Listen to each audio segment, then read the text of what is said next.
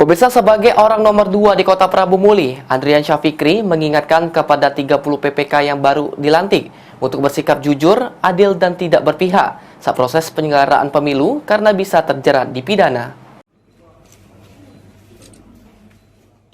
Setelah 30 panitia pemilihan kecamatan atau PPK KPU Prabu Muli resmi dilantik, Wawako Andrian Syafikri berpesan agar seluruh anggota PPK bertugas sesuai dengan peraturan perundang-undangan dan transparan dalam menjalankan regulasi pemilihan umum.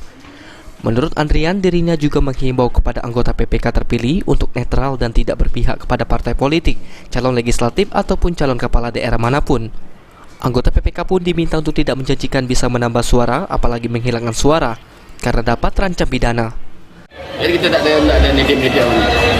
Dan dari awal-awal dulu tidak pernah nitip. Tidak ada nitip-nitip. Tidak pernah nitip-nitip awalnya. Iya, PPK lain siapa tak? PPK lain. Kemudian saksi itu kan sudah ada. Ya kan? Ada saksi yang tercatat, yang ada di dalam bilik. Mereka kan nyatat. Bukan, resikonya tinggi juga. Iya. Ancaman hukuman 8 tahun penjara. Iya. Sudah ada. Jadi jangan coba-coba. Jangan coba-coba. Sudah ada contoh ya. Lebih parah dia menghilangkan nyawa, menghilangkan suara umum. Sementara itu, belajar dari peristiwa Pilkada 2019 lalu, banyaknya petugas PPK yang tumbang. Andrian Syafikri meminta PPK, PPS, dan semuanya pihak yang terlibat dalam pemilihan umum 2024 dapat menjaga kesehatan dan fisik. Beni Firdaus, PAL TV.